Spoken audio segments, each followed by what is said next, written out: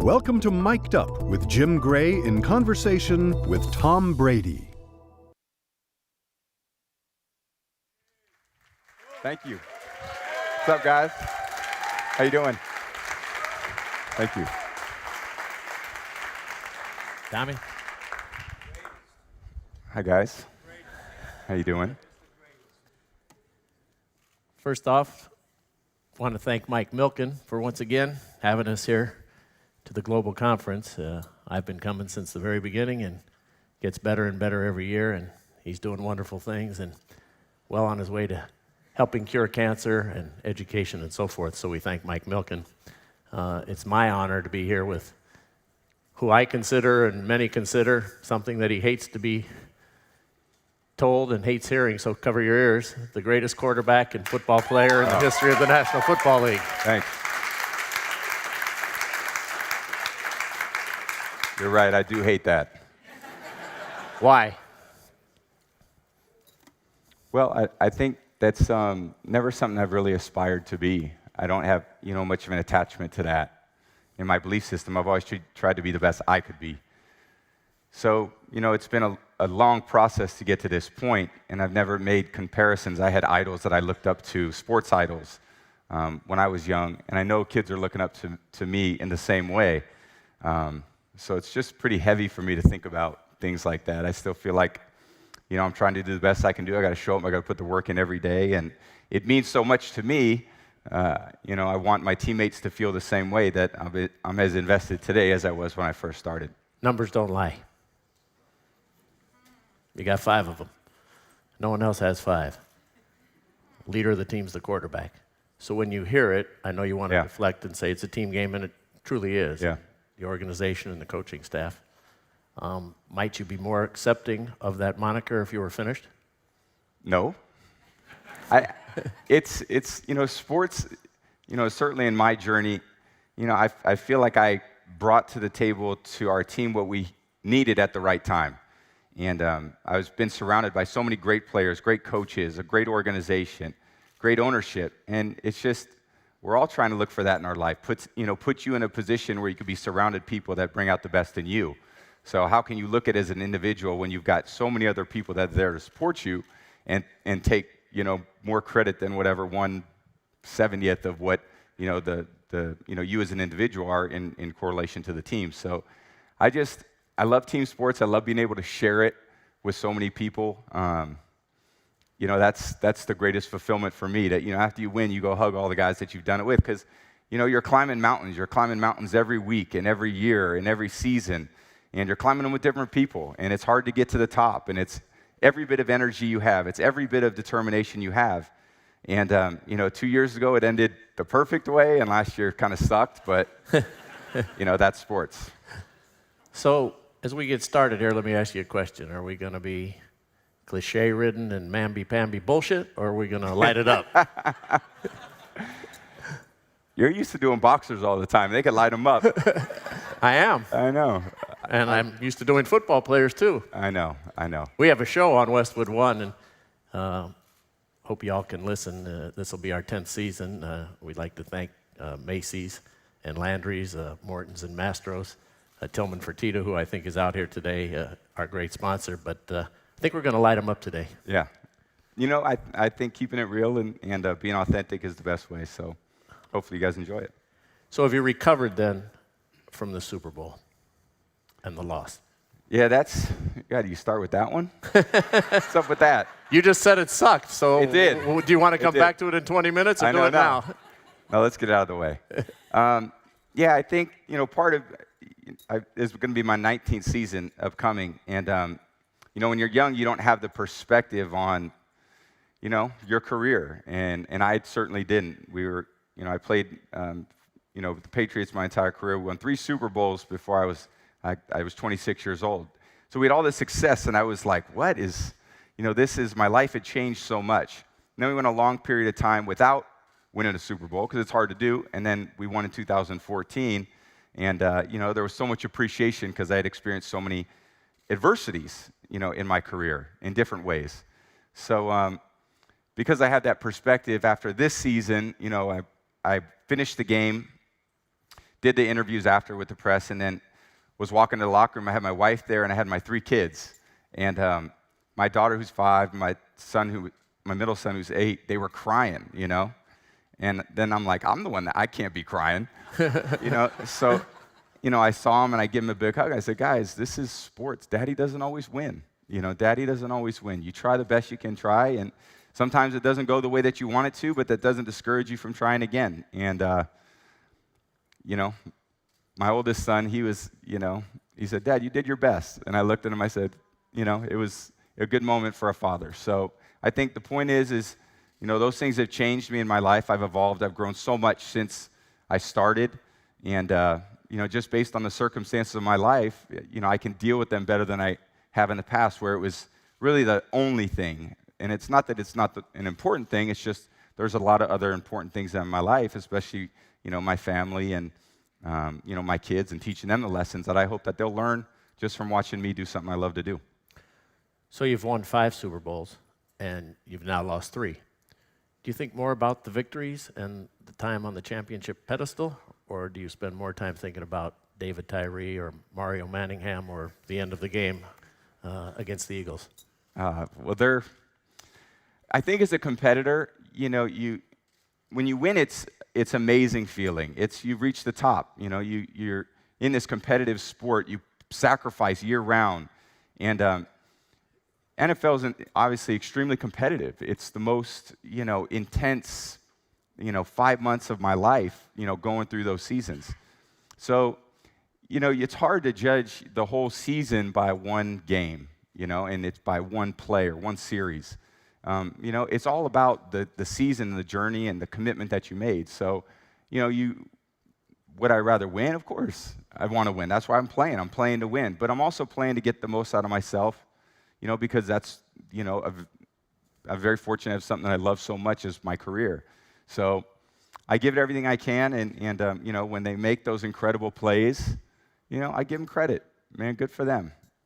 It sucks, but good for them, you know, because they did it, you know. And it's, you know, the great thing about sports is there's a scoreboard, you know. At the end of the game, you can figure out who won and who lost. And it's a lot of other careers in life that are difficult. You know, we're, you know, evaluated on a weekly basis and on a yearly basis whether you won the last game. And we've set such high expectations for our team that unless you win the last game, it's a failed season.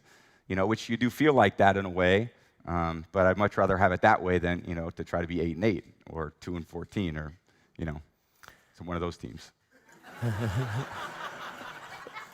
All those teams that you happen to love, right? Yeah. I love one, really. Which one? Well, the only team I play for. Okay. You gave up on the 49ers? I mean, that was your first love. I don't give a you-know-what about the 49ers. Just trying to beat those guys. Let's go back to the Super Bowl. Do you know why Malcolm Butler didn't play?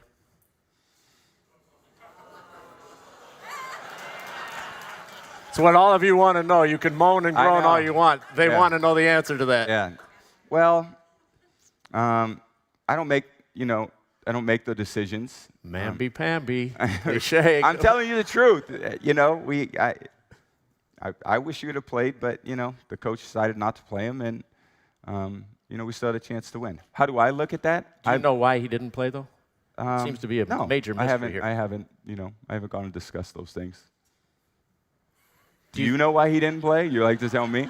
I don't have access that you do. Yeah, well, I don't ask, so. Do you believe that the fans deserve an explanation? The guy played 98% of the plays during the season, and then all of a sudden he's standing there crying during the national anthem. Doesn't play. Yeah. Do you believe the people who pay for the game, who've watched the game, who've invested their time and money, should have an explanation? To the fans? Correct. Well, I don't know. That's probably a better question for the guy who owns our team. You know, I think that for me... Maybe he's here today. Yeah, I know. I think for me it's, you know, you don't make all the decisions. You know, I can control what I can control. You know, so much of what my performance has been over the years is how do I maximize what I can do? You know, and I can't, you know, I can't run, I can't catch, I can't block, I can't tackle. I can do my job, and I'm going to do it the best way I can. I got to trust everyone else to do the same thing. And sometimes it works out, and, you know, for our team, it's worked out better than every other team for, you know, a long time. So how do you nitpick one or two things, or everyone's trying, in my belief, to do the best thing. It just doesn't always work out, and I love that particular player, Malcolm. I have a great relationship and history with him, and he's moved on to his life. He's on a different team, and You gave him a truck, didn't you? I did. When he was He the deserved MVP it. against the Malcolm Seattle Seahawks. Yeah, Malcolm was a young player, and he made the play, one of the greatest plays in the history of any Super Bowl. And they always complain about, why didn't the Seahawks hand the ball off? This was in end of 2014 season, and I said that was a great. It takes away from how incredible that play was. There's a few players in the history of the game that could have made the play that Malcolm did. So I'm like, Malcolm, you can have my truck, whatever you want for the rest of your life. You're good. I said, you got me a ring, baby. I don't care what you did. Like, whatever you want. I got you for your whole life. So he knows that too. We can wrap this portion up. But you said you would have liked to have seen him play. Yeah, I did.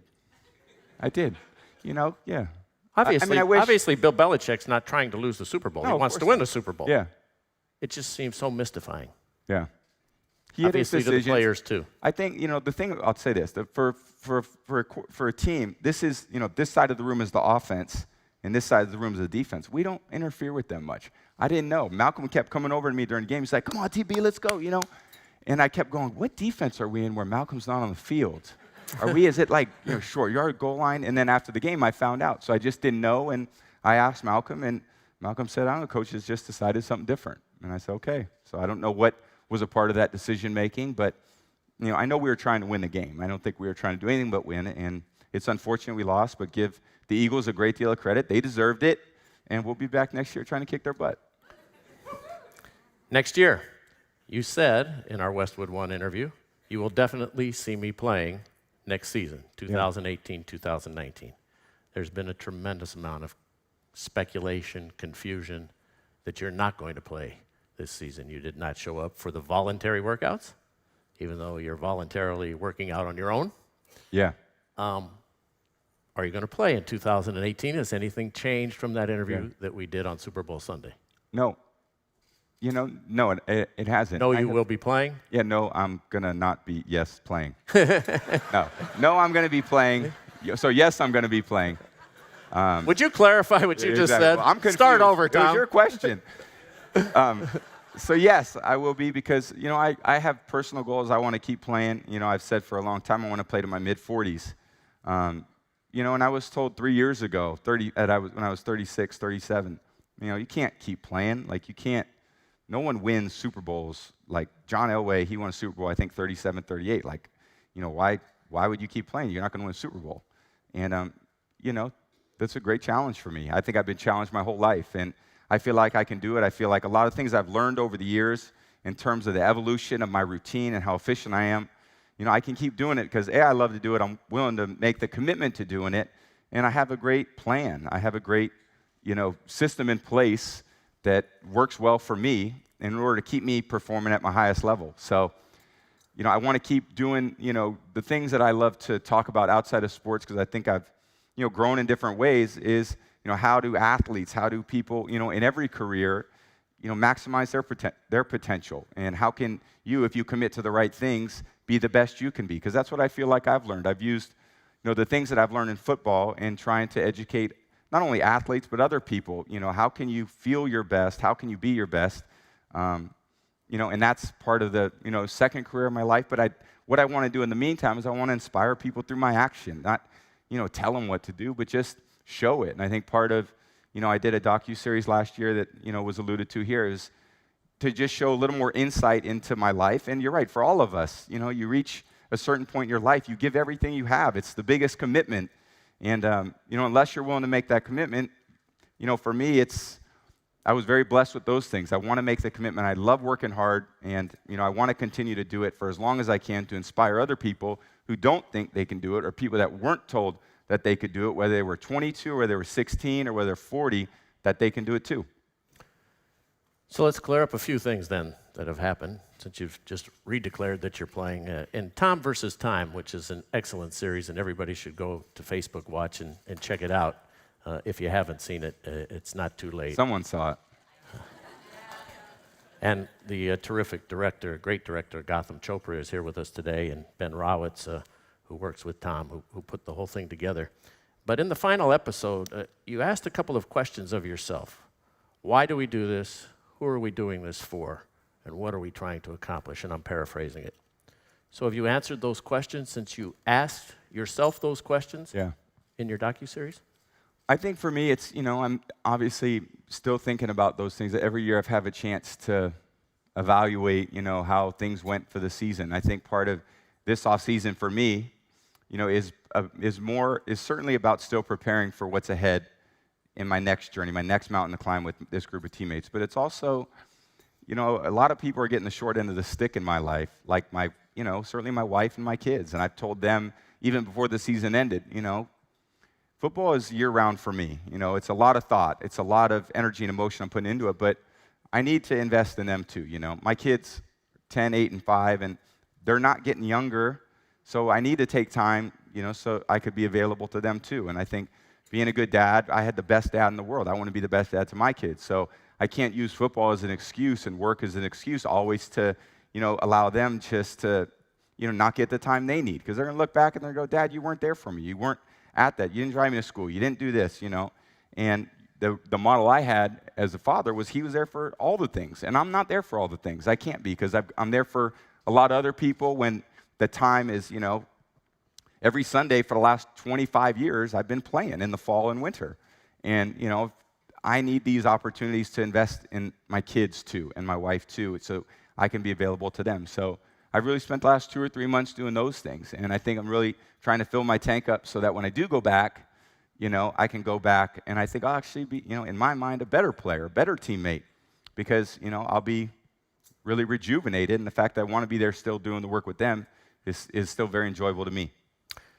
And your wife, Giselle, who will join us later this afternoon in a session with you, asked a very interesting question and made a very interesting statement as well in the final installment of Tom versus Time. She said, I just want my husband to be happy and to feel appreciated. Yep. Are you happy? I have my moments. I do. Are you happy with the people you work with and for? Yeah, I would say absolutely. And in general, I'm a very happy person. I'm a very positive person. It's just my personality. I always look at things as, the glass is half full. And, I think there's different times that when you've been on the same team for a long time, you've had relationships for a long time, they, ebb and flow like every relationship, but there's no people I'd rather play for or be committed to than the team that I've been with for a long time. And really the fans, the community. I grew up in Northern California. I was the biggest 49er fan. When I got drafted by the Patriots and they called and they were like, Tom, this is New England Patriots. We're going to draft you. And I was like, unbelievable. Thank you. And I got off the phone. I go, where's New England? I had no idea. And, to spend the same amount of time in my life there now than I did growing up in Northern California is a different experience. And my family, my kids were born in Boston. And it's become, it's my life. So it's a great sports town. It's, incredible to be there and perform for them. And, I'm glad I still have the opportunity to continue to do it. And obviously in any relationship, particularly one that's been successful and had such a long run, whether it's a friendship, a marriage, a working environment, there's going to have peaks and valleys. Yeah. And so when Giselle says feel appreciated, this brings to mind Coach Belichick and Mr. Kraft. Do you feel appreciated by them, and do they have the appropriate gratitude for what you have achieved? I plead the fifth. Look, man, that is a tough question. Yeah, your wife seems to indicate. I think everybody in general wants to be appreciated more at work, in their professional life. But there's a lot of people that appreciate me more than, way more than I ever thought, was possible as part of my life. So, so you take it from them? Well, I think it's, you have different influences in your life, and I think the people that I work with, they're trying to get the best out of me. So they're trying to treat me in a way that they feel is going to get the best out of me, and, I've got to get the best out of myself. I think what I'm learning as you get older is it comes from within. The joy, the happiness, those things come from inside. And, to seek that from others, to seek that from outside influences, people you work with, people that cheer against you or cheer with you, or I feel like it comes from within for me. So I'm trying to build up what's within me, so that I can be the best for me, so that I can be the best for other people. And that's part of as I've grown. I'm learning these things too. This is not, I don't feel like I was the one. As I talked about for a long time, I don't feel like I was the chosen one. I was like late developer. I mean, if you saw me in high school, you'd be like, "There's no way that guy's playing, flag football at recess." And I'm like 19 years in the NFL, and it's still, it's been so much growth over the years. And again, I've been supported by so many people. I've learned so much, and I want to continue to do it because I can. And then beyond that, I want to teach other people what I've learned and see if that can inspire them. We've gotten past mamby-pamby. You're keeping it real. And everybody appreciates that. Yeah. You had also stated, and so I guess we need a reaffirmation or a reconfirmation, you want to keep doing this through your mid-40s? Yeah, I do. I've talked 2 years with my wife. I've negotiated that thus far. I still got a little further to go. But, she's obviously, I have a great wife and a great partner in life. And, she's a mom, and she sees me, and she wants to protect me. And football's a violent sport. I mean, guys, every day as I'm retiring because of this and that, and you see people injured. And, she has 2 boys, so she's doesn't want those boys to get injured and play football. It's hard for them. It's hard for my parents to sit up there and watch me, take hits. And, when I tell them when I come home and I said, look, I got hit in the head, or I got, broke this or tore this. I mean, that's hard for people that love you to go, hey, keep doing it.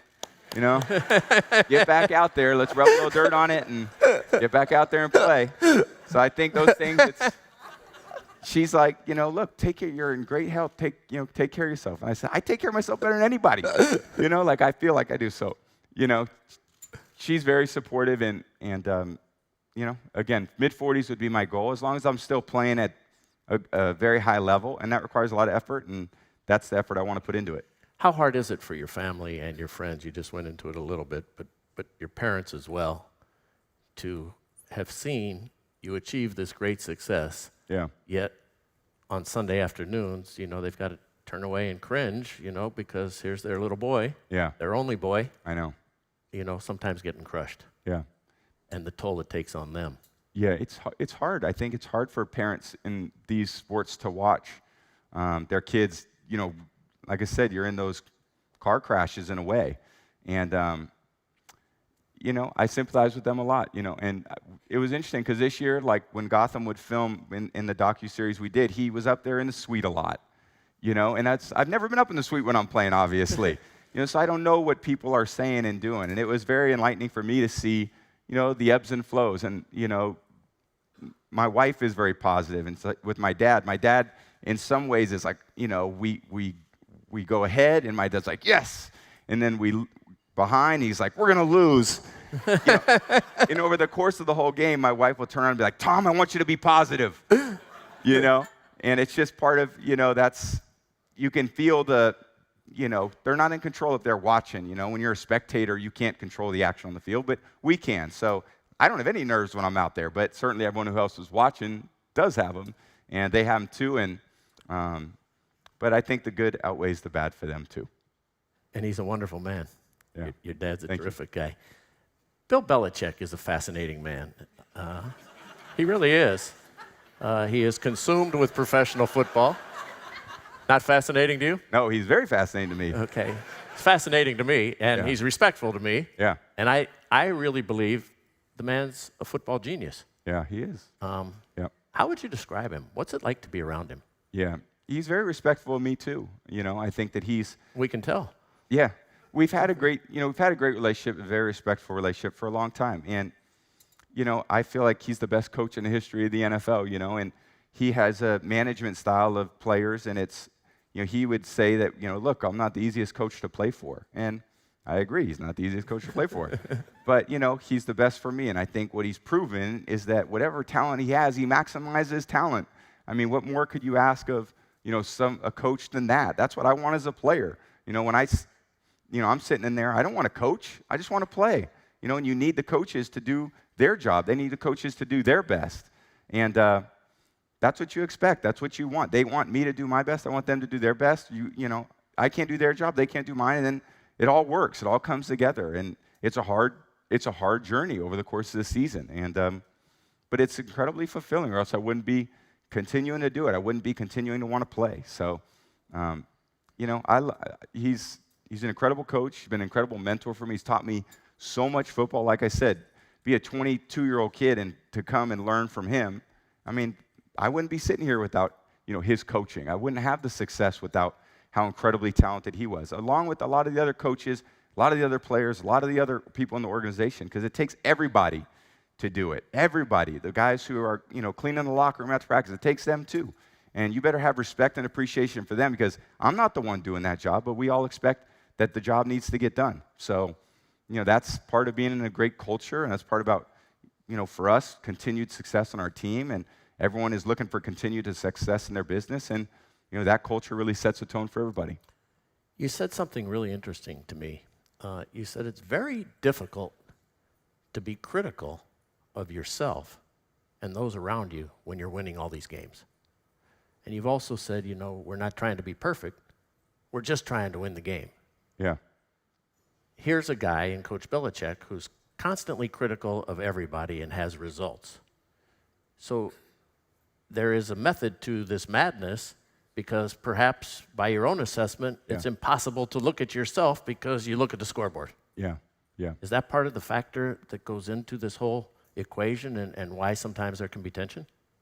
Well, I think he tries to balance out the external forces. And, for a long time, we've been the team that everyone favors. Oh, you guys are whatever the favorites to win this. And, especially, the media that we're surrounded with, a lot of questions. Why play the regular season? Just get to the playoffs. And it's like August. And you're like, we haven't had a practice yet. There's a lot that goes into it. And I don't think we can just mail it in and expect those things to happen. So in 2007, I believe we had, one of the greatest football teams ever to play. And we 18-0, and then we lost to the Giants in the Super Bowl. And over the course of that season, we were blowing teams out. And every Monday we would come in after the game, and Coach Belichick would be, we sucked on defense. We can't cover a kick. We're 4 of 8 on third down. What a joke. And I'm like, we won by 35 points. 35 points. And, that was his way. We always used to walk out of the meeting, and we'd say, humble pie was served. And we had How'd it taste? We had T-shirts made. And we had how to make the humble pie on the back of the T-shirt. And it was just, it's a very grounding force for all of us. Because if you do listen to your wife or your girlfriend or your family, they're not giving you the truth. They don't know why you're winning or losing. But, you need people to critically evaluate why good things or bad things are happening. And even when you win, you're not doing everything perfect. And when you lose, you're not doing everything wrong. And there's always, the middle ground. And the scoreboard, great, that's what we're trying to do. But, you're always coaching for the next game too. So that's what we need. That's why I think we've had, this great run of success. Do you get that from your friends? Do you get that from outside people? Or a lot of people we see who have tremendous success have yes men around them, yes women, and they're only giving them confirmation of what it is that they think that person wants to hear. Do you have those people in your life who will tell you the truth, even if it hurts, and then they don't get banished? Yeah, absolutely. Well, I think that, you have unconditional love with your family. I have parents, sisters, and then my wife, she keeps it real with me. So I don't think I can ever stray too far from, where, she thinks we need to go. And, for all of us, when you get married, it's a lot of family decisions that you're making. And then I have a lot of friends who are just, my friends. They love me and support me, and they continue to support me as I'm, going through life like we all are. We're all dealing with different challenges at different times in our life. And, for me to have a great foundation of people that love me and care about me and support me, that's the only reason why I'm able to continue to do it. Because it would be impossible not to have the other people assist you in, pursuing your dreams. And I'm still pursuing my dreams. And, I love the fact that I have those people around me to support me. Do you love football more, the same, or less than you did when you first came into the league? You know, it's more for me because I've learned more, and I think a lot of great athletes, like Kobe Bryant. I mean, I look up to athletes too. You know, Kobe Bryant's one of my favorite players. Michael Jordan's one of my favorite players. I mean, talk about love for the game. You can see it in their eyes. You see it in the competition, and you see it every night. You know, every day of practice. And there's boxers that I've loved. There's baseball players that I've loved. There's football players that I love. And I appreciate the guys that love it in the way that I love it. It's definitely, been the first love of my life. And, it continues to be, right there and, enough for me willing to make, the decisions that continue to play. So what is it then that would motivate you at this point? Is it more wins, more money, more thrills, more titles, more internal satisfaction? Can you pinpoint what exactly motivates you? Yeah. Is it your age and you want to say, told you I could do this at 40, 41, 43, 56? Yeah. That's too old. Hell no, I'm not playing on 56. When I was... Circle that. Yeah. When I was at Michigan, the college I went to, we had go blue, baby. There was a equipment, the head of our equipment room, his name was John Falk. He always told me, and he had won a lot of Big Ten championships at the time, I think 18 or 19. And he always say, Brady, you know which ring is my favorite one? And I said, which one, Big Johnny? And he'd say, the next one. The next one. And for me, it's the next one. It is. So.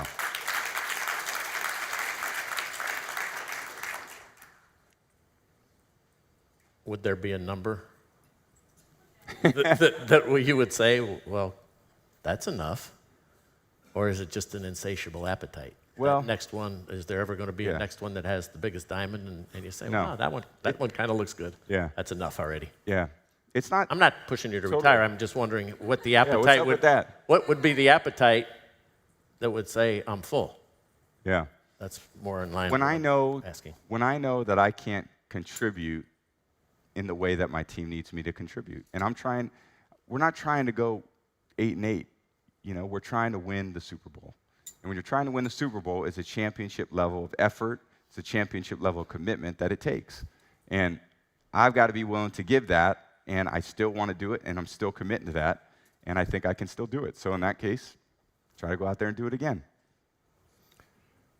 What do you attribute the decline in the numbers of people viewing National Football League games? You have the highest number of jerseys sold, most apparel for 2 out of the last 3 years, including this year.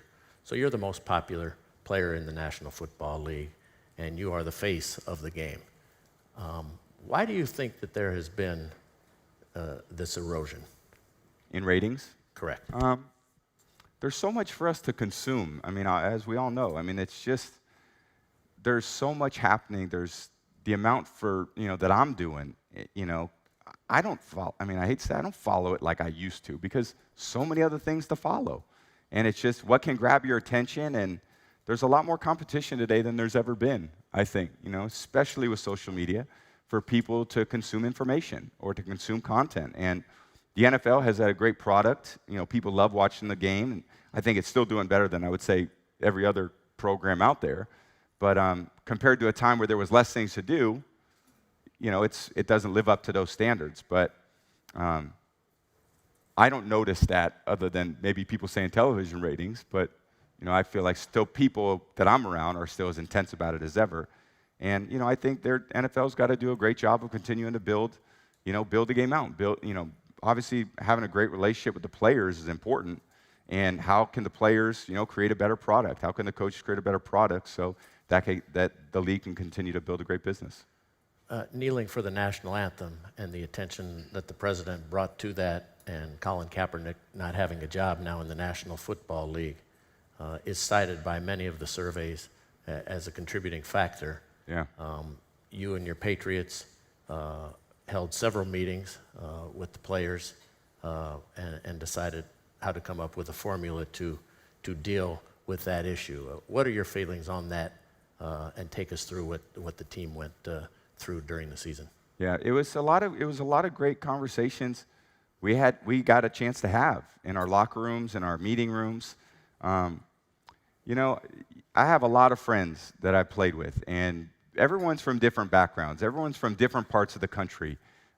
Everyone has different stories, and you got to have respect for everybody. You know, you got to have respect for everybody's opinion, and you know the way that they want to present themselves and the opportunity that they have to make a difference. I mean, again, we all have an opportunity to make a difference in our own way, and people are going to use those opportunities how they see fit, and you got to have respect for them. And look, they got to have respect for you. And I think part of having conversations to understand why people are doing what they're doing. And sports for me has been the most unifying part of my life. I mean, like I said, I go to different countries. I played, with people from all over the country. It's brings us together.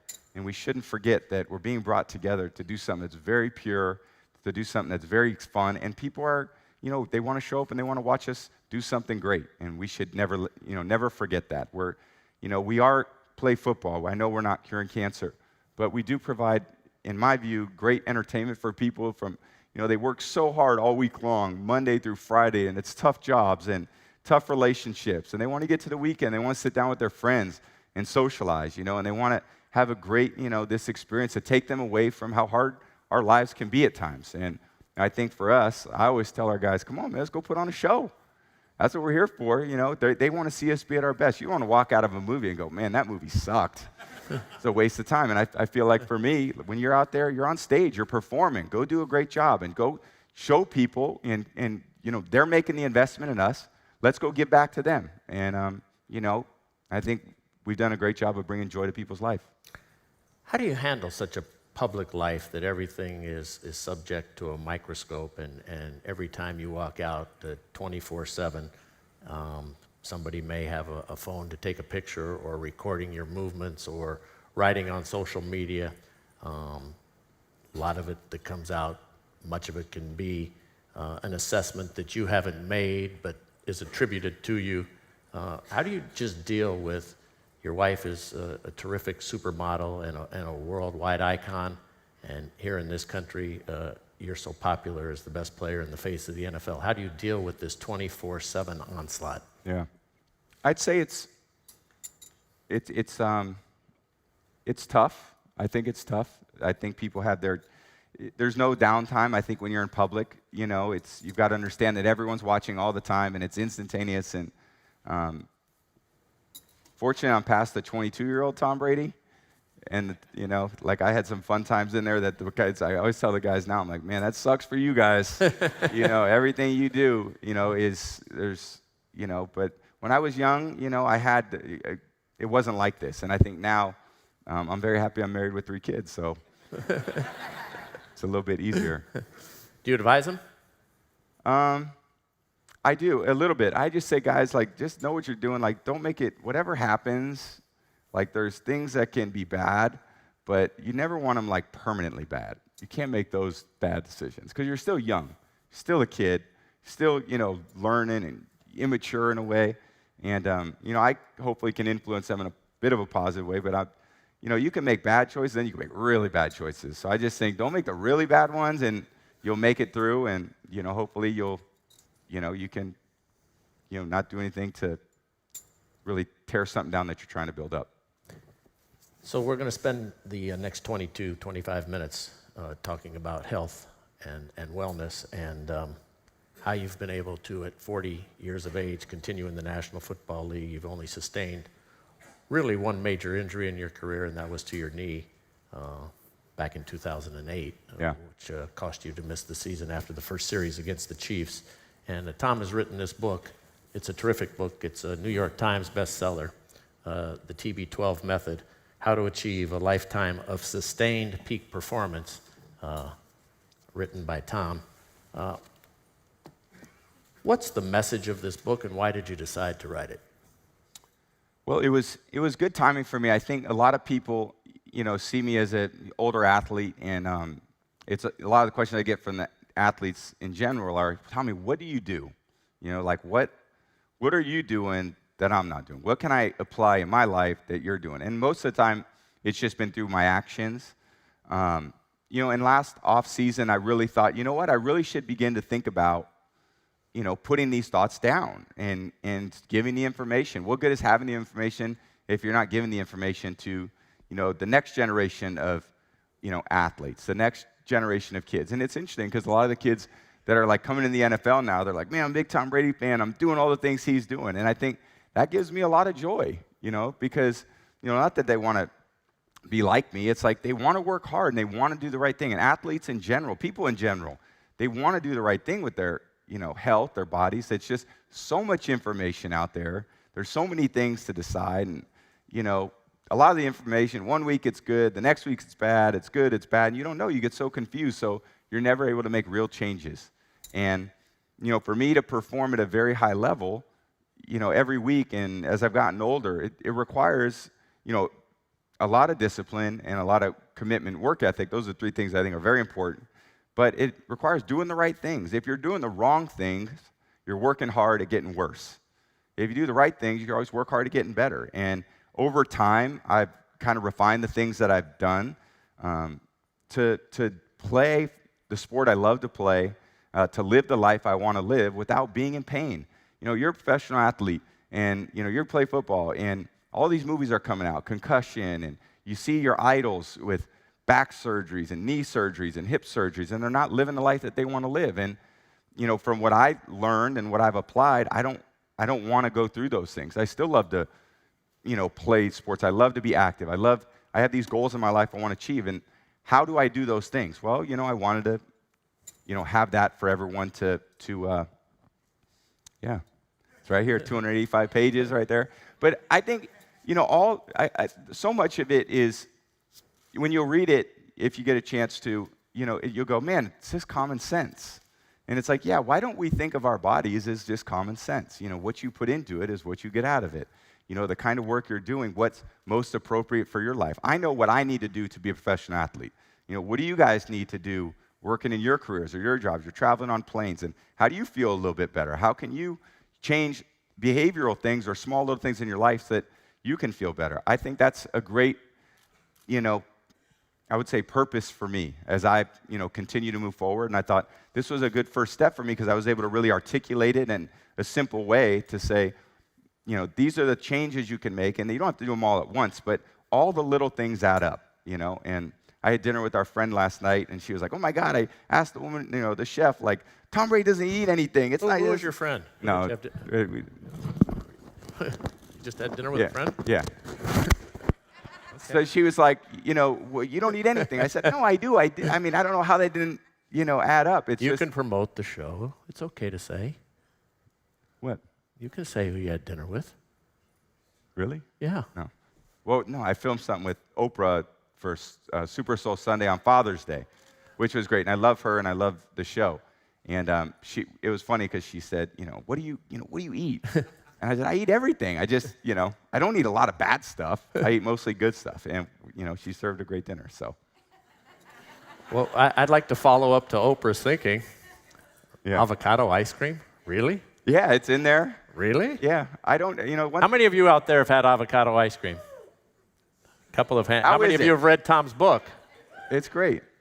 Okay, it's about, some choices that you got to make. And you can't do bad stuff you can't eat bad stuff. You can't think bad thoughts all the time, without having, this response in your body that isn't going to be the way you want to be. So I think of it, it's pretty simple. It's, limit inflammation in your body. To me, whether it's diet, nutrition, your thoughts, inflammation is a problem. And be functionally strong to whatever you want to do in your life. If you want to ski, if you want to golf, be strong in those areas. I think in professional sports, for example, when I was growing up, everything was like, let's get in the weight room, let's lift as much as we can. And, all that, heavy weights, caused me a lot of pain. And I had to step out of that and say, why am I doing that? It's because I was taught when I was 14, this is what I need to do. And then I went to college, and this is what I need to do. And now I still got to do it. But, that wasn't working for me. I said, okay, how can I think about strength training differently? And then what do I need to do to recover quickly, for the next game? And all those things are spelled out in the book. And, I've learned a lot, through guys that I've worked with, a guy who co-founded the business with me, who's a great friend of mine, and we are teaching other people how to do those things, and I want to do that on a much bigger scale. I want to influence everybody, whether you're sitting in this room or people who may be watching it. But that's really what I love to do outside of playing. I love preparing, and I love sharing the information. And when you're done playing, is this what you would like to teach, particularly to the youth in America and around the world? I would, because I think sports could be so much better if guys felt good all the time. I mean, when I go out on the field, I don't want to be hurting. I want to feel good so I can feel free, my mind can feel free. No one wants to do anything if they're hurting, right? If you think, oh man, going for a 5-mile run, that's going to kill me, you're not going to do it. But if you can feel good, I think you'll be willing to be active. You're willing to do the things you want to do in your life. And if you don't want to do them, you don't want to do them. It's your life. But so many people, to me, they want to work, they want to get better, they want to feel better. They just don't know what to do, and they've been told by someone or someone at some time that something that may be, wrong. And if you work hard at the wrong thing, it doesn't work out well. But you've said on numerous occasions that playing in the National Football League is a 100% injury rate. Yeah. So when you say you don't want to feel bad, I mean, you've got guys who literally every play are trying to inflict pain so that you are not at your best. Yeah. Okay, they get paid more if they inflict more pain too. That's kind of messed up for me. That's why I got to learn to throw the ball fast. So like a hot potato with me. Hit that guy. He got the ball. Let's get smart. No brain damage here. How are your teammates going to feel about that? But when you know that that's the game plan and there is that 100% rate, you're used to dealing with being hurt. Yeah. So how does this help you deal with it and hurt less, I guess, is what it is. And yeah. Does this contribute to that? Yeah. Or is it just the hands of Alex Guerrero that are so magnificent? Yeah. Well, I think the part of it is, this is how it all started. When I was 26, like I said, we had been successful, won Super Bowls, and as a quarterback, I always joke with the guy I work with, Alex, and I say, come on, babe, hit the moneymaker, which is my right arm. And my right elbow was always hurting. So I'm a quarterback, and I love football, but I have pain every day. And I would go into the training room, and I'd say, hey, I got arm pain, and they'd say, okay, we're going to ice it, and we're going to rest it, and we're going to see how it feels tomorrow. And one of my teammates who grew up actually here, Willie McGinnis, who's a great player for our team, he's like, Tommy, you got to go, like, if your arm's hurting, it's not going to get better, just go work, with Alex. And I said, okay. Finally, I did it, and basically what would happen was, through all the training, through all the actions, through all the muscle contractions, these muscles in my arm, my forearm, my bicep, my tricep, they get tight, and they get short, and they get dense, and they get stiff. And I'm asking my arm to be very fluid. And all the shortening of the muscles, create more tension on the ligaments that are trying to hold the muscles to the joints. So the thought was, well, if we can lengthen the muscles and soften the muscles, there's no tension on the elbow joint. There's no tendonitis, which is what I had. We can reduce the tendonitis if we just lengthen and soften the muscles. And after 3 days, I didn't have any arm pain. And I was like, wow, that's amazing. That makes a lot of sense. Lengthen, soften, so there's no tension. You remove the tension, you remove the pain, and I can still be functionally strong to do my job. And you call that? Pliability. And I said, well, can you do that on my right knee? Because my right knee's a little sore too. He's like, absolutely. So lengthen, soften, no stress on my joints. So I, fast forward 14 years later, that's so much of the routine. That's so much what we talked about in the docuseries that people don't incorporate into their workouts. We want to work out. We want to basically muscle contractions. We want to shorten, dense, and stiffen all of our muscles. And then we want to get up and move and do things, and we can't because our muscles are short, dense, and stiff. And they're dehydrated. And there's a lot of inflammation because of our thoughts and our nutrition. So how can you change that? How can you eat a little bit better? How can you be a little more hydrated? And then how can we do workouts that don't do those things so that when you're older, you don't need, the really difficult surgeries that you have to come back from, or knee surgeries or hip surgeries. Those suck. And I think for me, I never wanted to be that. So I've made a commitment that I'm going to do those things in advance of getting injured. I don't want to get injured. If I get injured, I don't get to play. So what can I do in advance so that my body can be primed for the contact? And for me, all my muscles are very healthy, but they're all pliable in order to absorb the forces and disperse the forces that hit me. So I try to teach that to other athletes, and when they experience, they go, yeah, why am I not doing this? But it just wasn't. We didn't learn it at a young age. And when you're younger, you're so conditioned to do these other things that are strong. And our vision of men is the ultimate strength. Keep more weights, which is fine. But if you're going to do that, you need to incorporate pliability too. How difficult is it to change the conventional thinking and to take on, really, the establishment? Yeah. Well, any systematic change is very hard because there's so many people that are in it and doing it, and the education is already there, and they're educating the next round. But again, what have I felt? I want to inspire people by doing it. I want to be, teaching them a certain way to, the things they can do in their life that are really going to apply to them. And it's little things. It's, one thing at a time. And when you feel it, you can get better at it. When you get better at it and you improve it, hopefully it can make a difference in your life. So you have tremendous dedication, determination, and this commitment to excellence. All of us are kind of just like living every day, and we have normal, average lives. And all of us out here aren't getting hit by 350-pound guys and so forth. How can this apply to all of these folks out here who want to make changes, who don't want to eat poorly, who would like to lose a few pounds, who would like to not have any pain? Yeah. How does this work for them? It works really well. I mean, I think there's, we lay out kind of programs and things that you can do and what you can incorporate. Most people, you read a lot of things, you go, okay, I'll try that. Well, that's a good place to start, But I think, nutrition is so important. And, again, if you're eating food that's not going to nourish you, it's hard to, for your body to give back, to be very hydrated. And, again, the traveling and drinking a lot of things that, you need to be very hydrated over the course of the day. You need to do the right workouts. You need to, do the things that you want to do in order to achieve the things you want in your life. For me, it's a big commitment. It's a lot of discipline. But again, I'm pushing my body at the limits. So, I've got to treat it, in that same way. Very hard to change habits. Yeah. How do you help people with the mental structure and the mental discipline to change those habits when you're 35, 45, 55, 65, and you've just gotten locked into this? Yeah. I think it's one You step. have some brain exercises that you do as well. I mean, Yeah, does that help change the mental discipline? Yeah, absolutely. I think, it's all, for me, one thing at a time.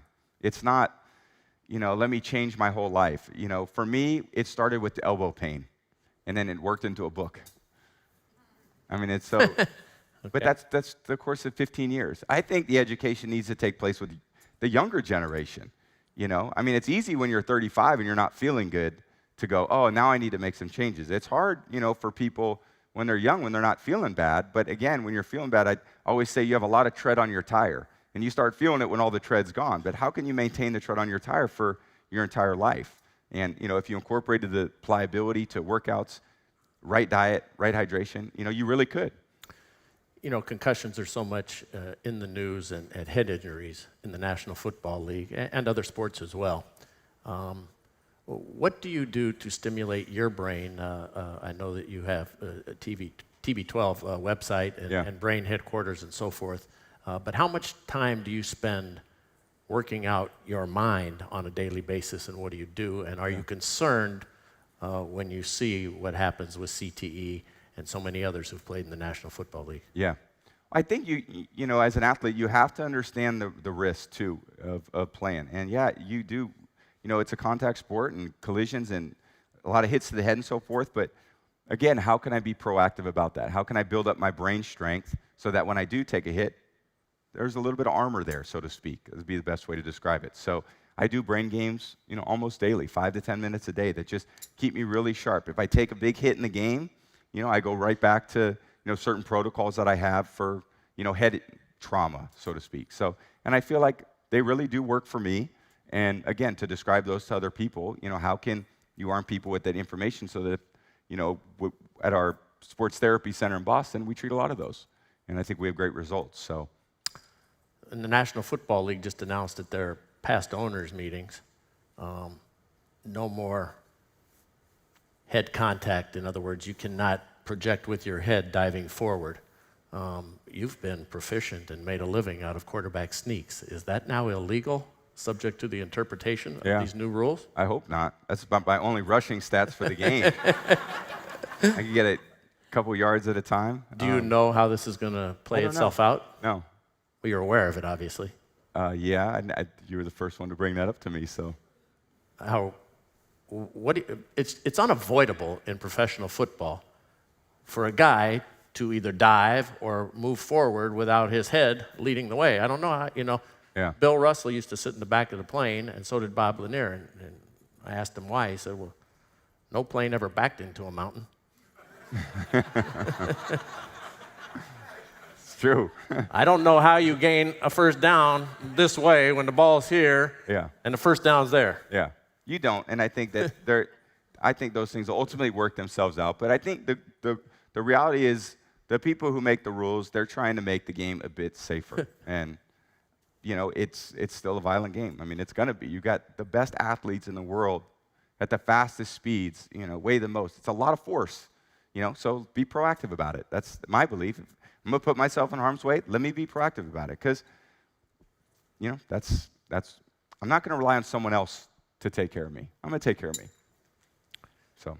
And they're changing your helmet. Are you allowed to keep your helmet? Because the commissioner announced last week that some of the helmets that were in use for all of these years can no longer be used. And if you do get a new helmet, will that change? Because maybe it's a different weight specification or it's a different comfort or, the slightest little of things obviously can throw off professional athletes. We're talking about the blink of an eye and the snap of a finger. Yeah. Does that concern you, and what do you know about that? No, I think that it's a good thing. I think they're trying to find helmets that the players can wear that will create, absorb more force, disperse force better. So I think that's a positive. I mean, I still wear probably a very old helmet just out of habit. Talk about behavioral changes are hard, absolutely. I've tried new helmets, and I'm like, doesn't work. Get that out of here. So I think it's just you got to get comfortable with something. I can wear it for one more year. Like kind of changing a guy changed. Oh, one more year. One more year. Well, and we'll have all these questions again next year. Are you playing? You're going to be 42, so I guess you get another year to just take it one moment at a time, right? Yeah. All right. What's the religion of sports? Well, it's a production company. We started, myself and Gotham Chopra, who's here, and Michael Strahan, and just telling great stories. Gotham has always talked about sports as the new religion, and how many correlations there are between, sporting events and these religious events, and it's very cool when you start to think about it. And the storytelling around that has been very unique, and I think there's a lot more great stories to be told. So Gotham and his team do a great job. I think Michael and I provide support where we need to, but we got some great, some really great projects ahead. Anything we've missed? Anything else you want to talk about? Questions from the audience? We can take two questions. Go ahead. I'll repeat it. Thank you so much, Tom. Harry Keeley, I chair the investment committee for the California State Teachers Retirement System. There are only two people in my life that I really wanted to meet, and you're one of them. Thank you. You're a remarkable human being. Thank you. Would you please tell us about the 2 or 3 people that have formed the person that we don't see, the inner Tom Brady? So the question is, this man said you're one of 2 people who he wanted to meet, and now he's had that opportunity. Who are the 2 or 3 that have formed you? Well, the first... The inner Tom Brady. Yeah. I would say, my dad was, the best role model a son could ever have, and he taught me so much about, working hard for his family and, incredible determination and humility and love, and that's what he was all about. So I think he's, would be the first person in my life, and thankfully, to have such a great foundation. And that'd be the one. Yeah, that'd be the one. Dad, okay. Let's take this lady right here. Thank you. Susan Whitborn, I'm a psych professor at UMass Boston. Oh, thank you. Susan Whitborn, a psychology and gerontology professor at UMass Boston, down the road from you. Hi, huge fan, obviously. I've written a lot about psychology of sports fans. Yeah. And I'd really like for you to reflect with the audience what you do for New England, for the city of Boston, with your inspiring performances, whatever happens, and everybody watches the fifth quarter, I mean, they just love every minute of it, and you've just been such an inspiration to our town, and an inspiration for aging. So time how long it takes for them to mention your age during a game. It's been under 15 seconds in many cases. And I think what you have done really has been so inspirational too for people who study aging, and your philosophy is really wonderful. So it's kind of a question, but also a compliment and kind of reinforcement for what you do. But if you could talk a little bit about how you feel about aging, straight out, and how you think your performance at your age, what is it again, can help the rest of us. And that's, again, I do feel like I want to help more than just athletes. You know, I do want to help a lot of people, and it's just, for me, it's become so much it just is my lifestyle in a way. It's never been one thing. I can't say, hey, Tom, what's the one thing? Because there's more than one thing. You know, it's all the little things that really add up. And again, for me, it started with an elbow injury to understand what I needed to do to make my elbow healthy. And then it was to make my knee healthy. And then it was to make my system healthy. And then it was, okay, now that I feel healthy, how can I build on it without getting injured?